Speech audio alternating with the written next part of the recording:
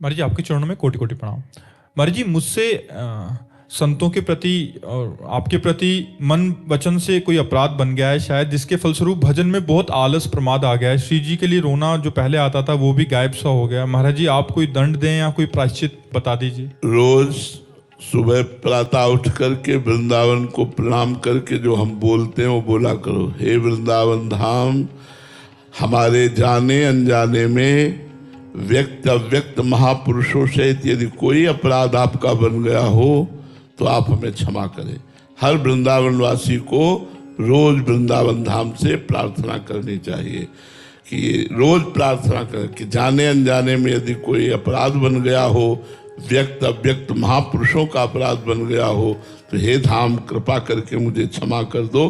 तो जो अपराध होंगे वो सब भस्म हो जाएंगे और बुद्धि शुद्ध हो जाएगी, अपराध बनेंगे ही नहीं। ऐसा करो। संस्कृति जी, राधे राधे महाराज जी। महाराज जी बाहर की दुनिया का संघर्ष और अंदर की दुनिया का संघर्ष दोनों में बैलेंस कैसे करें? अगर बाहर हम किसी से प्रेम करते हैं तो हम ये आकांक्षा रखते हैं कि वैसा ही प्रेम मिले, बट नहीं मिलता तो फिर महाराज जी अंदर से दुखी हो जाते हैं। ऐसे में आपने आपको कैसे? देखो, बाहर तो जितना जगत है उसको कहा गया विषम, कभी सम तो हो नहीं सकता संसार। जीत विषम संसार, संसार विषम है। और भगवान ने इस संसार को लिखा है दुखालयम अशाश्वतम, दुख देने वाला और नाशवान। फिर आप इसमें सुख कैसे पा सकते हैं? फिर आप इसमें प्रेम कैसे पा सकते हैं? जब तक सब में भगवान को नहीं देखोगे तब तक दुख मिलेगा, परिवर्तन मिलेगा, विषमता मिलेगी, अंदर से हमारे पश्चाताप, शोक, चिंता, भय ये मिलेंगे।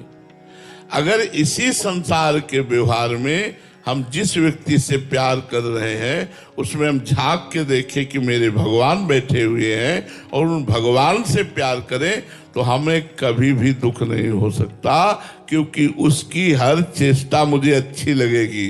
वो गाली भी देगा, प्रतिकूलता भी करेगा तो अच्छा लगेगा। मेरे भगवान है ना, इस रूप में मेरे भगवान है।